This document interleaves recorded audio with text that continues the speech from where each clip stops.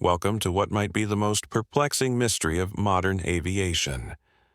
I'm your host, Ryan Martin, and today we're diving deep into the disappearance of Malaysia Airlines Flight MH370, a Boeing 777 that simply vanished with 239 souls aboard, leaving behind a trail of questions that continue to haunt investigators, families, and aviation experts worldwide. Imagine this. It's March 8, 2014, a routine red-eye flight from Kuala Lumpur to Beijing, passengers settling in for what should be a 6-hour journey. Captain Zahari Ahmad Shah, an experienced pilot with over 18,000 flight hours, at the controls alongside First Officer Farik Abdul Hamid. Everything appears normal. The aircraft had just undergone scheduled maintenance 12 days earlier, February 23rd, with Malaysia Airlines assuring everyone that there were no mechanical or technical issues. The next maintenance check wasn't due until June 19th. But at 1:19 Malaysian time, something happened that would turn this routine flight into aviation's greatest mystery. The last words heard from MH370 were deceptively calm. "Good night, Malaysian 370. 5 simple words that would echo through a decade of investigations, theories, and heartbreak. What followed was not just the disappearance of an aircraft, but the unraveling of everything we thought we knew about modern aviation safety, international cooperation, and our ability to track objects in an increasingly connected world. Let me take you inside that cockpit on the night of March 8th. The Boeing 777 had been airborne for roughly 40 minutes and was approaching one of aviation's most routine moments, the handover from Malaysian airspace to Vietnamese airspace. In about 5 hours, the plane should have begun its descent toward Beijing, with an expected landing time of 6:30 a.m. But here's where our story takes its first dark turn. According to investigation transcripts, the voice communications recorded prior to takeoff were made by First Officer Farik Abdul Hamid, indicating that Captain Zahari was initially managing the aircraft as pilot in command. This means that at the moment MH370 vanished, it was the co-pilot who was at the controls. Standard procedure dictated that immediately after exiting Malaysian airspace, the aircraft should have announced its presence to Vietnamese control with something like Ho Chi Minh Control, Malaysia 370, flight level 350, good morning. But MH370 never made this call. Then, at 1:20, just 5 seconds after crossing waypoint Igari and 90 seconds after its last communication, something unprecedented happened. The plane's transponder, that crucial communication device that allows air traffic control to track aircraft, went silent. This wasn't a malfunction. The switch for this device lies between the pilot's seats, requiring just a simple quarter turn to toggle it off, as easy as changing a car radio channel. But the timing was everything. Turning off the transponder right at the handover between 2 air traffic jurisdictions, that's not just unusual. It's highly suspicious and completely unconventional.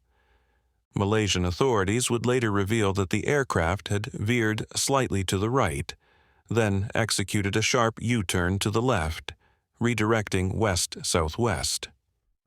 But there was more. The ACARS system, responsible for automatically transmitting technical data, was also disabled or ceased functioning. Here's the kicker. Pilots are generally not instructed on how to deactivate ACARS because there's no conceivable reason to do so under any normal circumstance. Despite claims that disabling it might be intricate, it actually just involves a few actions on the communications page to deactivate transmission modes. These 2 deliberate actions, switching off the transponder and disabling ACARS, immediately ruled out common accident scenarios like technical malfunction or in-flight explosion. Instead, they pointed to something unprecedented in aviation history, someone had seized control of MH370 in a calculated, methodical manner. In Malaysia, a country known for its generally upbeat demeanor and the optimistic slogan Malaysia Boleh, meaning Malaysia can do it, a somber reality was setting in. This phrase, which had echoed the nation's spirit of capability and perseverance for 3 decades, even predating President Obama's "Yes, we can," was now being voiced with bitter irony. The mysterious disappearance had claimed 239 lives, including several young children, in circumstances that felt both terrifying and completely baffling. But when Prime Minister Najib Razak announced that the incident was the result of deliberate actions, it opened a door to a different kind of hope. Perhaps the plane hadn't crashed. Perhaps it had been secretly landed somewhere, and hostage negotiations were underway, which could explain the confusion and mixed messages coming from authorities. While families clung to this possibility, the first potential breakthrough came from an unexpected source: Chinese satellites. The day after MH370's last communication, Chinese satellites identified 3 significant floating objects in the ocean at coordinates 105.63 east and 6.7 north, aligning with the aircraft's last known position. The satellite images, dated Sunday, March 9th at 11 a.m., showed objects measuring 18 by 13 meters, 19 by 14 meters, and 24 by 22 meters. The largest was comparable in size to a Boeing 777, which measures approximately 64 meters long with a 61-meter wingspan. Finding 3 such large objects simultaneously was extraordinary and seemed like the breakthrough everyone was hoping for. Initial reports rushed to declare that the plane had potentially been found. But then something strange happened. The official Chinese news agency, Xinhua, delayed releasing these images for 3 days, finally doing so on Wednesday, March 12th. In an even more surprising twist, Malaysian Minister Hishamuddin claimed the images were released in error, a statement that seemed implausible coming from the typically controlled People's Republic of China. The search operations that followed were massive, involving 2 U.S. warships with helicopters and a Singaporean P-3 Orion maritime surveillance aircraft. The search area was surrounded by the Gulf of Thailand, the coasts of Vietnam and China to the north, the Philippine archipelago to the northeast, Borneo with Java and Sumatra to the south, and Malaysia and Thailand to the west.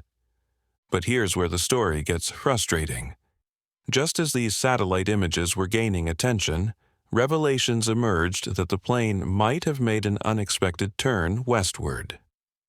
Suddenly, attention shifted away from the South China Sea entirely.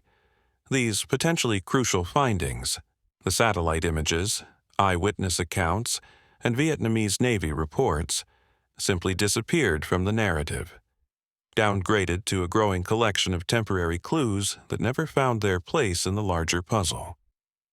As days passed, it became clear that not only had a plane disappeared, but the entire aviation safety system had failed in unimaginable ways. The disappearance of MH370 exposed a glaring lack of coordination between military forces and civilian air traffic controllers, and among the various radar systems operating across the region. Let me walk you through the chaos of that night, as revealed in communication logs made public on April 1, 2014, and detailed in hundreds of pages of air traffic control transcripts. When Lumpur Radar instructed MH370 to switch communication to Ho Chi Minh on frequency 120.9 at 0122, the Vietnamese controllers were expecting contact. Typically, pilots respond promptly to such instructions. But it took a full 16 minutes before Ho Chi Minh Control reached out to Kuala Lumpur to report they hadn't heard from MH370, noting the aircraft was last sighted over waypoint BITOD, What followed was a series of bewildering exchanges that highlighted poor crisis management. Civilian air traffic controllers remained confused for hours.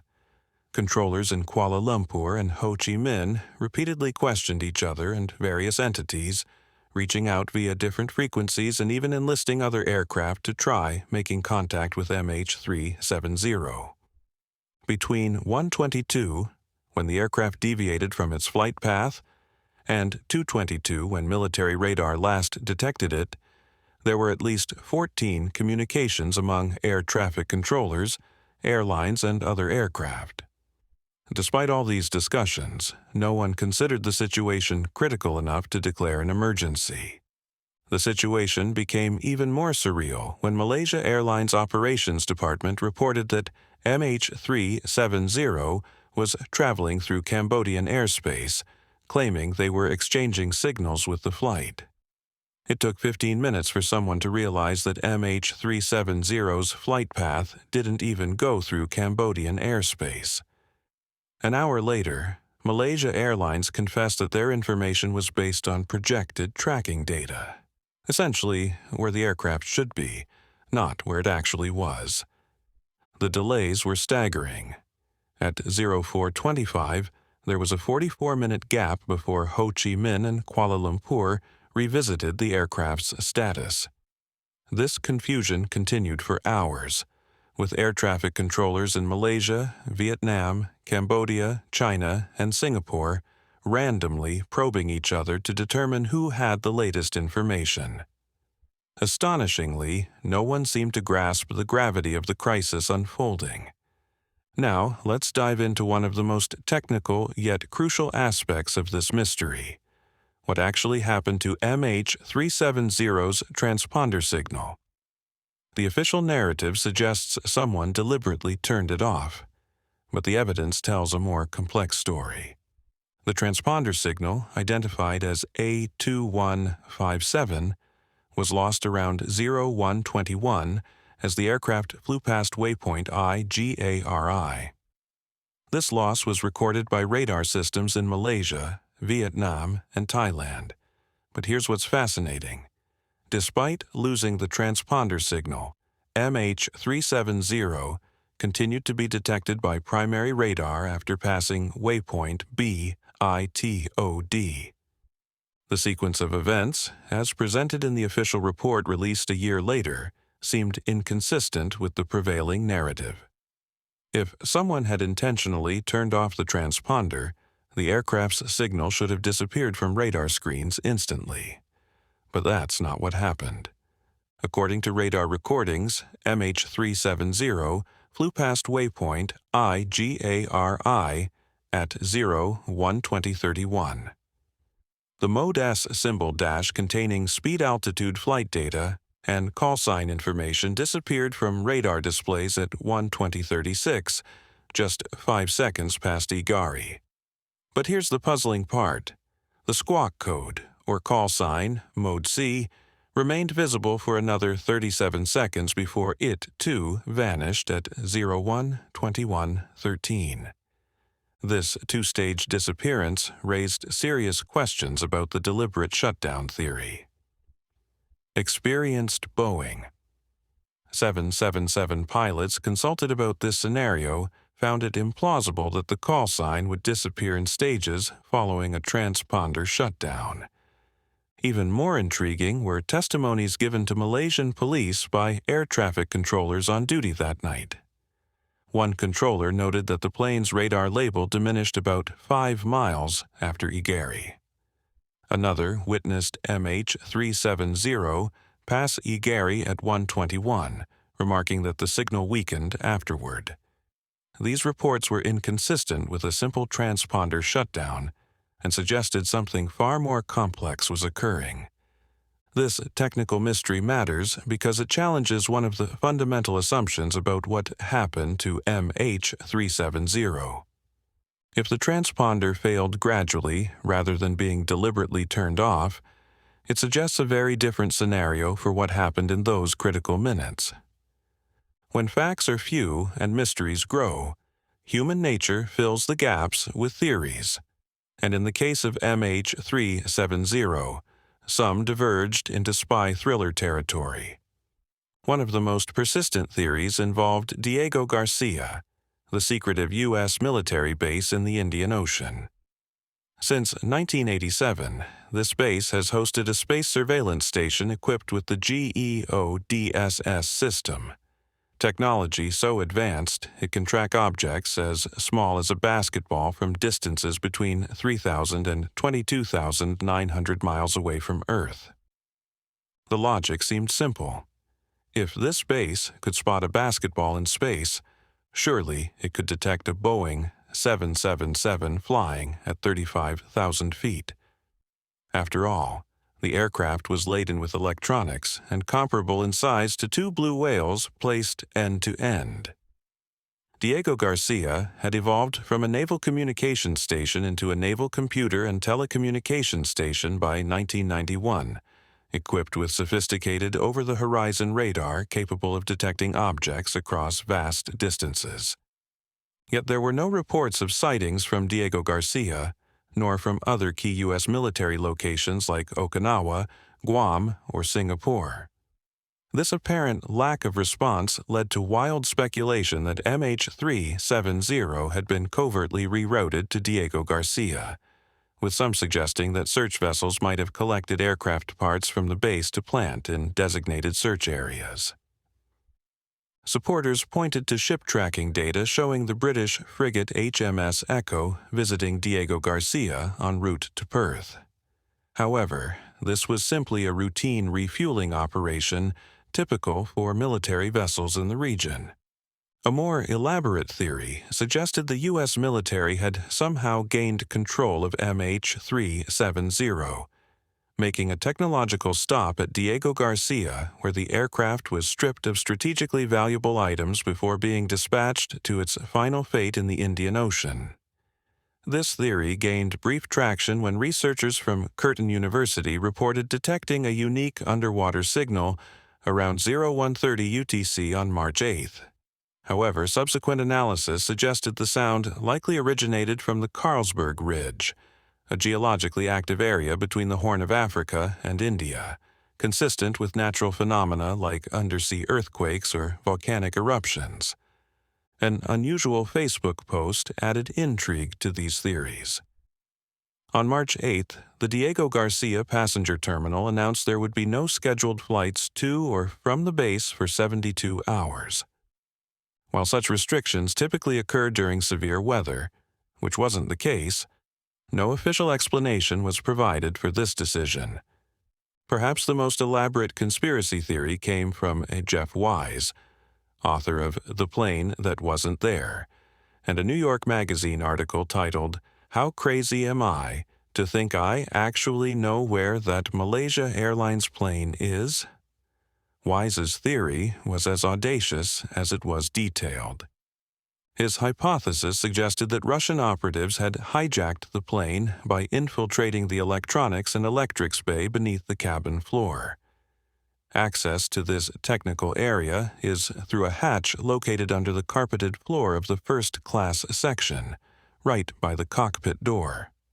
According to Wise, these hijackers manipulated the SATCOM equipment to send misleading Inmarsat readings, enabling the aircraft to journey northward toward Kazakhstan. The theory posited that upon reaching Kazakhstan, the plane landed at a Russian cosmodrome, where it remained hidden under President Putin's directives for unclear reasons, potentially to be used later as an explosive-laden decoy. However, even Wise admitted he lacked a clear rationale for why Putin would undertake such an action. While engaging, this theory had significant gaps. How could hypothetical hijackers have accessed the electronics bay by lifting first-class carpet and hatch without being detected by galley crew preparing drinks and dinner just 45 minutes into the flight? The elaborate coordination required, involving the precise plane, equipment, satellite alterations, and specific destination, would be extraordinarily complex. The discovery and verification of a flaperon from MH370 in the Indian Ocean further undermined the Kazakhstan theory. If the plane had landed safely in Central Asia, how did genuine aircraft debris end up thousands of miles away in the western Indian Ocean? Wise's approach reflected a broader challenge in the MH370 investigation: the absence of traditional terrorist claims of responsibility. Generally, when a commercial aircraft carrying 239 passengers disappears under suspicious circumstances, some group claims responsibility. The silence in this case was deafening and fed speculation about state-sponsored involvement. However, despite crafting an intriguing narrative, the Russian hijacking theory ultimately relied more on connecting disparate facts than on solid, cohesive evidence. It represented the lengths to which investigators and theorists would go to explain the inexplicable. As conspiracy theories swirled around international espionage and military cover-ups, investigators also examined a more personal possibility: that someone aboard the aircraft itself was responsible. The pilot suicide theory focused on Captain Zahari Ahmad Shah, the more experienced and senior pilot.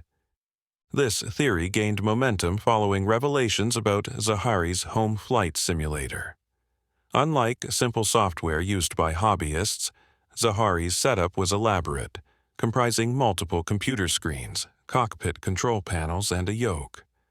While not as advanced as professional airline training simulators, it was far more sophisticated than typical home setups. In the investigation's early days, media speculation ran wild.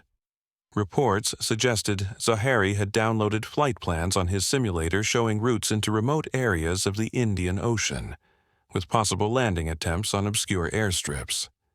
Allegations surfaced that computer files had been deleted, potentially to prevent discovery of his intentions. The FBI was brought in to analyze the simulator and recover any deleted data, as Malaysian police lacked the technical expertise. During this period, leaks from Malaysian police painted Zahari as the main suspect. Information highlighted his lack of social or family plans after the flight, and rumors circulated about personal issues, including claims of an estranged marriage.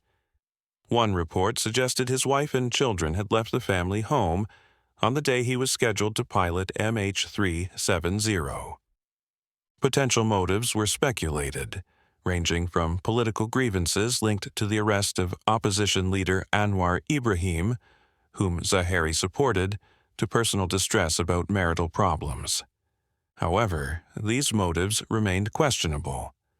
While Zahari was indeed an Ibrahim supporter, there were no indications of radicalization or zealotry that might drive him to such extreme action. The logic of crashing a Boeing 777 as political protest was dubious at best, as it would only tarnish Malaysia's global reputation. The FBI's eventual examination concluded that nothing suspicious had been deleted from Zahari's simulator. Files had been merely overwritten during routine use, and investigators found the simulator's presence unsurprising for an aviation enthusiast. Reports of flight paths to isolated Indian Ocean airstrips remained unconfirmed speculation. The pilot suicide theory, while compelling to some, ultimately hinged on circumstantial evidence and speculations rather than solid proof. It showed how the lack of clear answers led investigators and the media to scrutinize everyone on board MH370, sometimes unfairly blaming those who were likely victims themselves. Sometimes the most intriguing mysteries hide in plain sight, buried in mundane cargo manifests that nobody thinks to question, until they do. Such was the case with 4,566 kilograms of mangosteens listed on Flight MH370's cargo manifest. To put it simply, that's about as heavy as the world's largest hippopotamus carrying its baby. Mangosteens are tropical fruits known for their thick purple rind and delicious white pulp, often called one of the world's most delectable fruits. But here's the twist. March is not mangosteen season. These fruits typically ripen between June and August, with a brief secondary season from November to January. For export, they should be harvested before ripening, making March well beyond the expected harvest period. When this massive off-season cargo became public knowledge, skepticism grew quickly.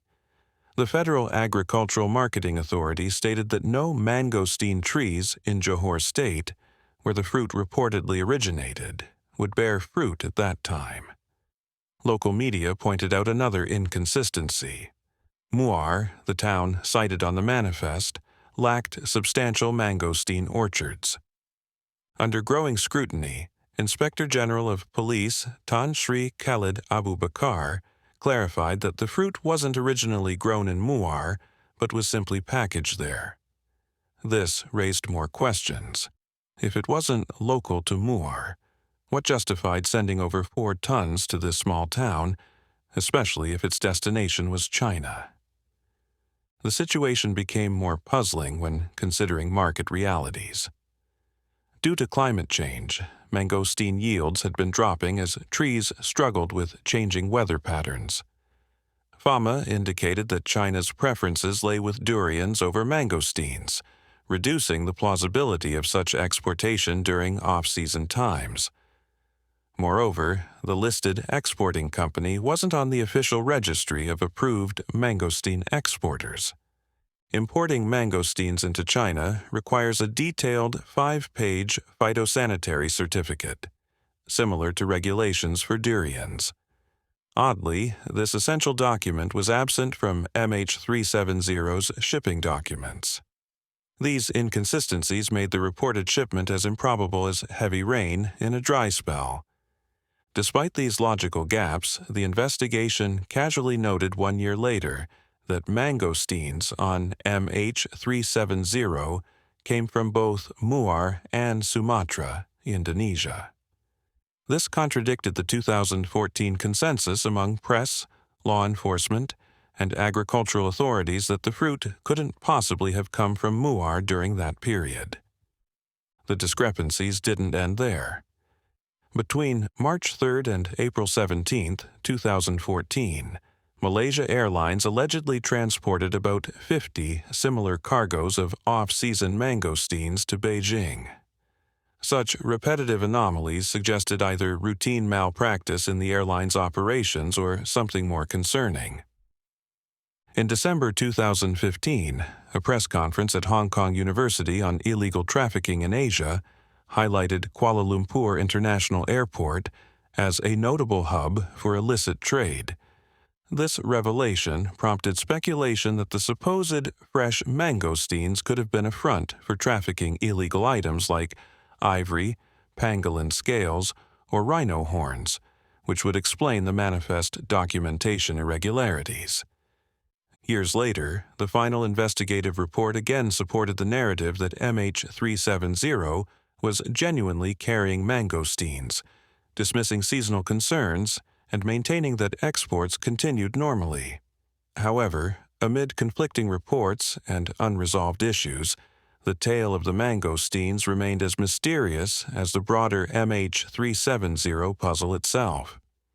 After 2 years of theories and speculation, the first physical evidence of MH370's fate washed ashore on a beach thousands of miles from where anyone was looking. It was July 29, 2015, on Réunion Island in the western Indian Ocean, when a beach cleaner discovered what would later be confirmed as a flaperon from MH370. This discovery changed everything. Finally, there was tangible proof of the aircraft's destruction and confirmation that it had indeed ended up in the Indian Ocean, not in some secret hangar in Kazakhstan or Diego Garcia. But the flaperon was just the beginning. On March 21, 2016, 2 more critical items believed linked to MH370 arrived in Australia for examination. Transport Minister Darren Chester stated these items would undergo extensive analysis in Canberra by experts from Australia and Malaysia, along with specialists from Boeing, Geoscience Australia, and the Australian National University. Within just 3 days, it was confirmed that the debris had a high probability of originating from MH370. The Australia Transport Safety Bureau released a technical examination report a month later, noting that stenciling on both pieces provided evidence linking them to the missing aircraft. The font and color of numbers stenciled on the first item matched those used by Malaysian Airlines, and the second item contained the phrase "no step," with similar stenciling, plus a fastener suggesting aircraft manufacturing origins. However, critics questioned these findings. Aviation blogger Jeff Wise noted that numerous aircraft used similar stenciling styles, and fasteners like the one found could be identified on other Boeing 777s. Remarkably, neither Boeing nor Malaysian Airlines provided conclusive statements or photographic evidence to definitively match the stenciling with other Boeing 777-3200ER aircraft in their fleet. Some researchers turned their attention to MH17, another Boeing 777 from the same production batch that had been shot down over Ukraine 4 months after MH370's disappearance. By examining extensive photos of MH17 wreckage, they hoped to find corresponding no-step marked components for comparison. They located images but observed significant disparities between wing stabilizers from MH17 and those discovered during Blaine Gibson's expeditions. Gibson became something of a celebrity in the debris hunting world. In early June 2016, he traveled to Madagascar, teaming with a French TV journalist on Sainte Marie Island. In an extraordinary stroke of luck while cameras were rolling, he located 2 additional debris pieces. This discovery cemented Gibson's reputation as a preeminent figure in airplane crash investigations, to the point where he seemed to have become a brand synonymous with such searches. Despite these findings, the official Malaysian investigation team appeared strangely indifferent to processing newly discovered debris promptly. Several weeks passed, with 5 potential fragments possibly linked to MH370 sitting in a Madagascar hangar without official examination or collection by relevant authorities. This delay highlighted ongoing challenges and frustrations in the global search for MH370's remains. By May 2016, 4 more potentially significant fragments were retrieved from Mauritius and Mozambique. Although one piece was quickly dismissed, the remaining 3 underwent evaluation in Australia and Malaysia and were deemed almost certainly MH370 related. Each discovery added another piece to the puzzle, while raising new questions about the aircraft's final moments and the forces that had scattered its remains across thousands of miles of ocean. The legal responsibility for coordinating the search initially fell to Malaysia, but on March 17, 2014, Malaysia delegated daily search management in the Southern Corridor to Australia. The focus was on detecting acoustic signals, or pings, from the plane's underwater locator beacons, crucial for finding MH370's black boxes. Commercial aircraft carry 2 vital recorders: the cockpit voice recorder, capturing all conversations and sounds in the cockpit, and the flight data recorder, logging information about the plane's systems and pilot actions. Both are built to endure severe crash forces and contain essential data that can reveal accident causes, especially when physical evidence is compromised. By analyzing Inmarsat satellite data, investigators identified an area off Australia's coast as the probable search zone. The plane's likely final resting place was along the 7th arc, approximately 1,500 miles from Perth's coastline. This vast expanse, covering around 372,000 square miles, fell within Australia's jurisdiction for search and rescue operations. Initially, the Australian Maritime Safety Authority managed operations from RAAF Base Pearce in Perth. The base quickly became a bustling hub as international military aircraft arrived to assist. The appointment of Air Chief Marshal Angus Houston, former Chief of Defense Force, to lead the newly formed Joint Coordination Center marked a shift toward a more organized operations. This decision followed 2 weeks of confusion and overlapping responsibilities between Malaysia and Australia. With Australia now solely accountable for the search on its territory, it demonstrated strong commitment to the mission. However, Houston was candid about challenges ahead, cautioning that the process would be slow and meticulous. The search operation became one of the most extensive in aviation history. Fugro, the company leading the search under Australian Transport Safety Bureau guidance, faced scrutiny when its project director suggested their efforts might have been misplaced, that they were searching in the wrong location.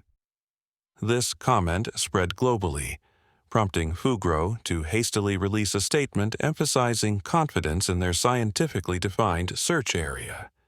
As the search extended beyond 1,000 days, families grew desperate. In December 2016, 6 relatives of passengers embarked on a personal mission to Madagascar, hoping to raise awareness among locals to report potential debris.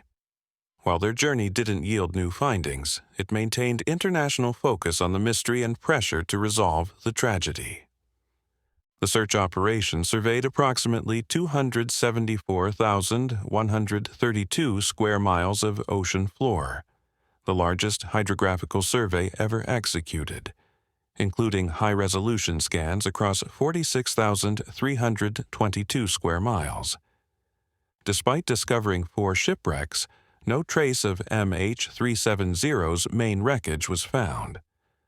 On July 22, 2016, a critical trilateral meeting in Kuala Lumpur involving ministers from Australia, China, and Malaysia reached a sobering conclusion. The search would be suspended due to lack of credible leads after fully exploring the designated priority area. On January 17, 2017, the Australian Transport Safety Bureau formally announced the search's conclusion after 1,046 days and 198 million Australian dollars. The project had resulted in the most comprehensive ocean floor survey in history, but failed to locate MH370. Representing passenger families, the advocacy group Voice 370 expressed deep disappointment. Grace Subathirai Nathan, who lost her mother on the flight, highlighted the symbolic significance of continuing the search, fearing its conclusion would essentially close the investigation indefinitely.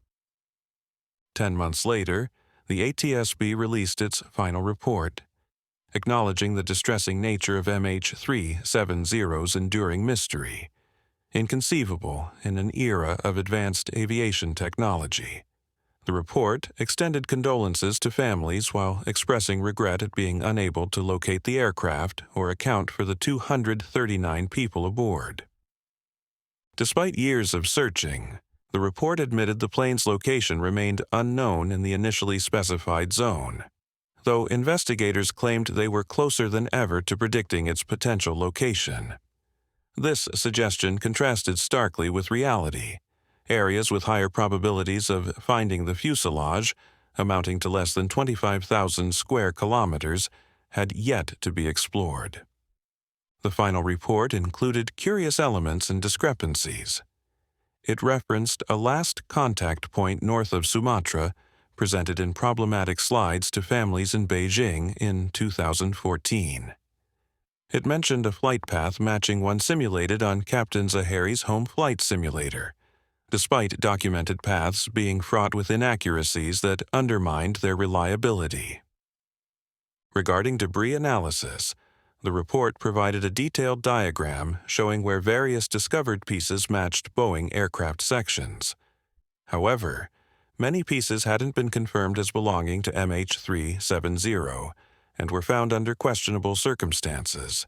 Strangely, the ATSB and Geoscience Australia decided not to send debris pieces to Boeing for verification, prioritizing control over external audits.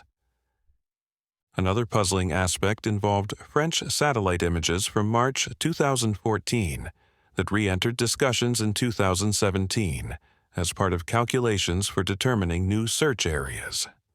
The significant delay in revisiting these images cast doubt on their value, appearing as a weak attempt to inject hope into the narrative. The report's recommendations called for improved automated satellite tracking methods that most aviation industry experts argued were already adequately managed.